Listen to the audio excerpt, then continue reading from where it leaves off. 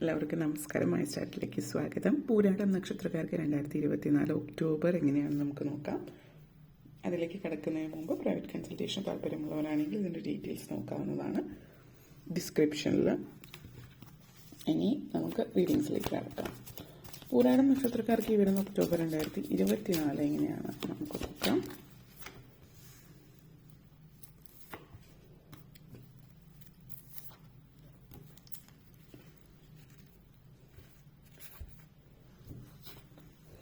Knight of Wands, Tower moment, Two of Pentacles, Fool energy, Two of Wands, the Hierophant. Pooradam നക്ഷത്രക്കാരെ സംബന്ധിച്ചിടത്തോളം ഈ ഒരു മാസത്തിൽ നിങ്ങളെ കുറിച്ചിട്ടുള്ള പല വിശ്വാസങ്ങളും നിങ്ങളുടെ മനസ്സിലെ പല ചിന്തകളും ഇതുവരെ ഉണ്ടായിരുന്ന നിങ്ങളുടെ പല വിശ്വാസങ്ങളിലൊക്കെ മാറ്റങ്ങൾ വരാൻ സാധ്യതയുള്ള സമയമാണ്. ആദ്യം തന്നെ നൈറ്റ് ഓഫ് ഫോൺസ് എനർജിയാണ്.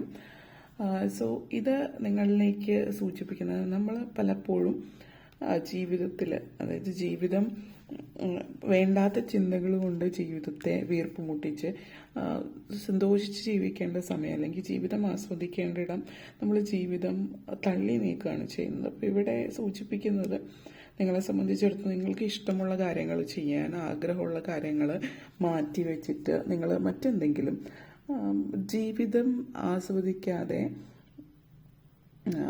എന്തിനോ വേണ്ടിയിട്ട് ജീവിക്കുന്ന ഒരു സാഹചര്യം ഇവിടെ സൂചിപ്പിക്കുന്നുണ്ട്. അപ്പോൾ പലപ്പോഴും ചില ആളുകളാണെങ്കിൽ ഇപ്പോൾ പണം സമ്പാദിക്കുന്നത് അല്ലെങ്കിൽ ധനം സാമ്പത്തിക കാര്യത്തിനോട് നിങ്ങളുടെ കാഴ്ചപ്പാട് വ്യത്യസ്തമായിരുന്നിരിക്കുക. അതായത് ധനം സമ്പാദിക്കുക, ഇപ്പോൾ ജോലി ചെയ്യുന്ന ഒരു വ്യക്തിയാണെങ്കിൽ ജോലി ചെയ്യാതെ സമ്പാദിക്കുക, അതിൻ്റെ അപ്പുറത്തേക്ക് ആ ഒരു പണം അല്ലെങ്കിൽ സമ്പത്ത് നല്ല രീതിയിൽ ഉപയോഗിക്കുക. നല്ല രീതിയിലെന്ന് പറയുമ്പോൾ ഓരോരുത്തർക്കും ഓരോ കാര്യങ്ങൾ ചെയ്യാൻ ഇഷ്ടമുണ്ടാവും. പക്ഷെ ആ കാര്യങ്ങളൊന്നും ചെയ്യാതെ പ്രായമാകുമ്പോൾ അല്ലെങ്കിൽ വയസ്സാകുമ്പോൾ ഉപയോഗിക്കാനായിട്ട് കുറച്ച് സേവിങ്സ് എന്നുള്ള രീതിയിൽ അതെടുത്ത് വയ്ക്കുക. ഒരു ഇഷ്ടമുള്ള ഒരു ഭക്ഷണം ഇടയ്ക്ക് എപ്പോഴെങ്കിലും ഇഷ്ടമുള്ളത് എന്തെങ്കിലും കഴിക്കാൻ തോന്നുമ്പോൾ അത് കഴിക്കേണ്ടത് മാറ്റി വെച്ചാൽ എങ്ങനെയിരിക്കും? അത് മാറ്റി വെച്ചാൽ അത് സേവിങ്സിൽ വയ്ക്കാം. അല്ലെങ്കിൽ അത് മാറ്റി വെച്ച് കഴിഞ്ഞിട്ടുണ്ടെങ്കിൽ ചില പഴഞ്ചൻ ചിന്താഗതി ചില ആളുകളെ സംബന്ധിച്ച് പറയുകയാണെങ്കിൽ ഇപ്പോൾ കുട്ടികളുടെ പഠിത്തത്തിന് വേണ്ടിയിട്ടോ മറ്റു കാര്യങ്ങൾക്കൊക്കെ സേവ് ചെയ്ത് വയ്ക്കുക. ഭാവിയിലേക്ക് വേണ്ടിയിട്ട് ഉപയോഗപ്പെടാൻ വയ്ക്കുന്നത് നല്ലത് തന്നെയാണ്. പക്ഷേ അത് ചില ആളുകൾ പറയുന്ന ഒരു ചായ പോലും കുടിക്കാതെ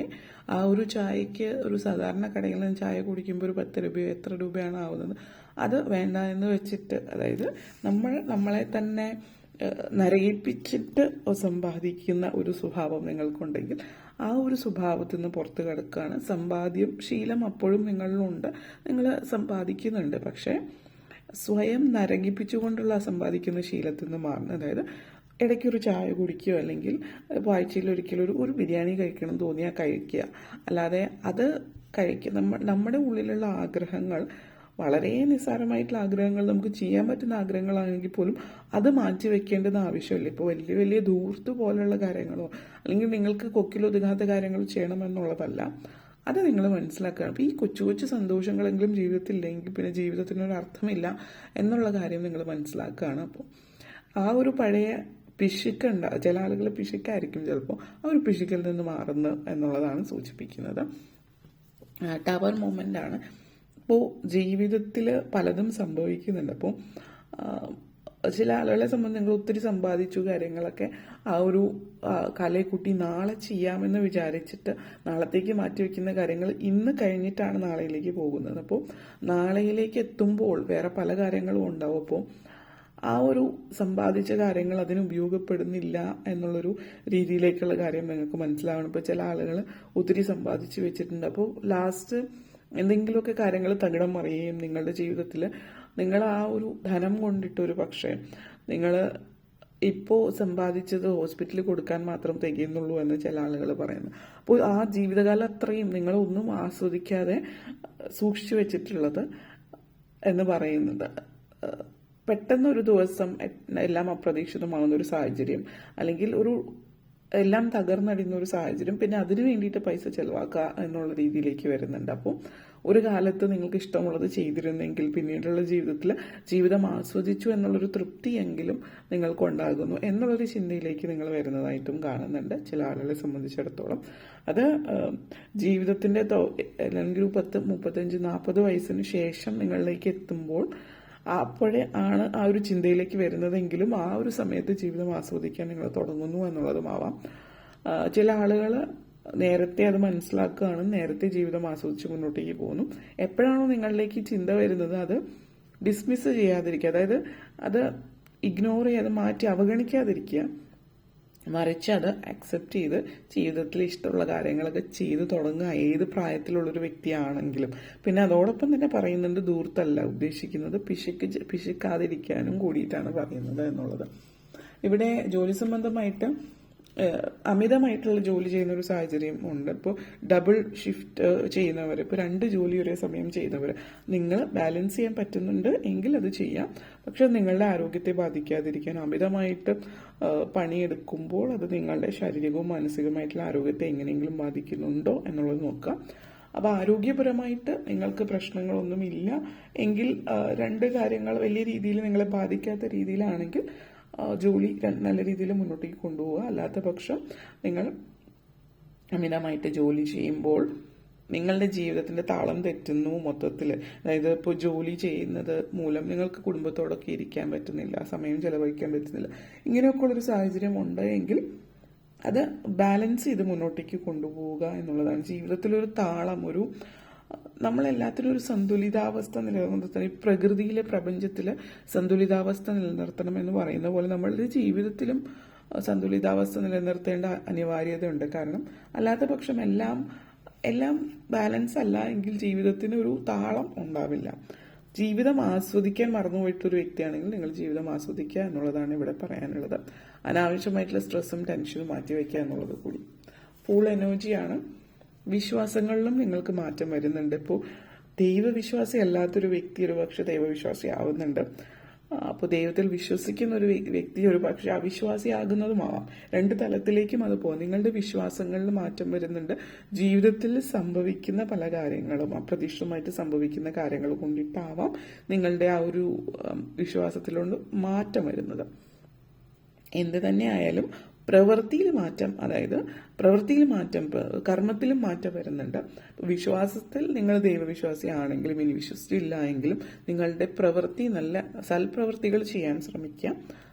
നല്ല പ്രവൃത്തികൾ ചെയ്യുന്നതിൽ നല്ല ഫലം തന്നെ ലഭിക്കും. അതിന് നിങ്ങൾ ദൈവത്തിൽ വിശ്വസിച്ചാലും ഇല്ലെങ്കിലും നിങ്ങളുടെ കർമ്മമാണ് നിങ്ങൾ നിശ്ചയിക്കുന്നത് മുന്നോട്ടേക്ക് എങ്ങനെയാണ് ജീവിതം എന്നുള്ളത്. ഇവിടെ വിശ്വാസം എന്ന് പറയുമ്പോൾ ജോലിയിലാണെങ്കിലും നിങ്ങൾക്ക് സ്വയം ഒരു വിശ്വാസം, നിങ്ങളെ കൊണ്ടത് പറ്റും, ഇതെനിക്ക് കഴിയും എന്നുള്ളൊരു വിശ്വാസം നിങ്ങളുടെ ഉള്ളിലുണ്ട് എങ്കിൽ അത് നിങ്ങൾക്ക് തീർച്ചയായിട്ടും നിങ്ങളെ കൊണ്ട് പറ്റുന്ന കാര്യം തന്നെയാണ്. അതിനു വേണ്ടിയിട്ട് മുൻകൈ എടുത്ത് നിങ്ങൾ മുന്നോട്ടേക്ക് പോവുക എന്നുള്ളതാണ്. വിദേശത്തേക്ക് പോകാനുള്ള ഒരു അവസരം ഇവിടെ സൂചിപ്പിക്കുന്നുണ്ട്. വിദേശത്തേക്ക് പോകാൻ ശ്രമിക്കുന്നവരാണെങ്കിൽ അതിനുള്ളൊരു സാഹചര്യം വരുന്നുണ്ട്. വിദേശവാസയോഗം നിങ്ങളെ സംബന്ധിച്ചിടത്തോളം സൂചിപ്പിക്കുന്നു എന്നുള്ളതാണ്. അപ്പോൾ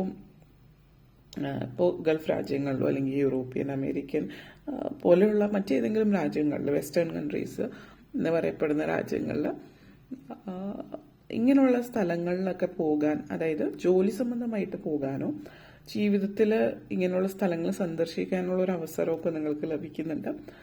അപ്പോൾ ആ കിട്ടുന്ന അവസരങ്ങൾ നല്ല രീതിയിൽ ഉപയോഗപ്പെടുത്തുക.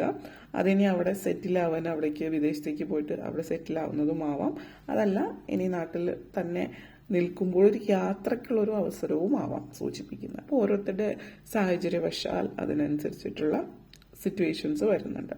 പിന്നെ ചില ആളുകൾ സ്വയം ഒന്നുമല്ല എന്നുള്ളൊരു ചിന്തയിൽ നിന്ന് പുറത്ത് കടക്കുന്നതായിട്ടും കാണിക്കുന്നു എന്നുള്ളതാണ്. അത് ഈ ഒരു മാസം നിങ്ങൾ അമിതമായിട്ട് മറ്റുള്ളവർക്ക്, അതായത് നിങ്ങളുടെ ഒരു ചിന്തയിൽ ധനം അല്ലെങ്കിൽ സാമ്പത്തികമായിട്ട് മുന്നിട്ട് നിൽക്കുന്നവർക്ക് ആവശ്യത്തിൽ കവിഞ്ഞൊരു ബഹുമാനം കൊടുക്കുന്ന ഒരു സ്വഭാവം നിങ്ങൾക്കുണ്ടെങ്കിൽ അത് ഒഴിവാക്കുക.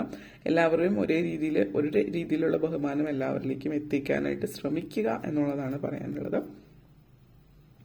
ധർമ്മത്തിനനുസരിച്ചിട്ട് മുന്നോട്ടേക്ക് പോവാം.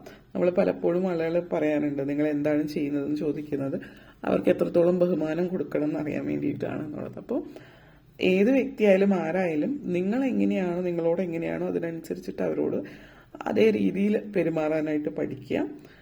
നിങ്ങളോട് മോശമായിട്ട് പെരുമാറുന്നവരോട് മോശമായിട്ട് പെരുമാറണം എന്നുള്ളതല്ല, അങ്ങനെയുള്ളവർ സ്ഥിരമായിട്ട് അങ്ങനെയാണെങ്കിൽ ആ ഒരു വ്യക്തിയുമായിട്ട് അധികം സംസർഗം പറ്റി പുലർത്താതിരിക്കുക എന്നുള്ളതാണ്. നിങ്ങൾ ആത്മീയമായിട്ട് കുറച്ചുകൂടി മുന്നേറുന്നു എന്നുള്ളത് കൂടിയിട്ടാണ് സൂചിപ്പിക്കുന്നത്. ഓക്കെ, ഇത്തരം കാര്യങ്ങളാണ് പറയാനുണ്ടായിരുന്നത്. നിങ്ങൾക്ക് ഈ വീഡിയോ ഇഷ്ടപ്പെട്ടുവെങ്കിൽ ലൈക്ക് ചെയ്യാനും ഷെയർ ചെയ്യാനും കമൻറ്റ് ചെയ്യാനും സബ്സ്ക്രൈബ് ചെയ്യാനും മറക്കരുത്. എല്ലാവർക്കും നന്ദി, നമസ്കാരം.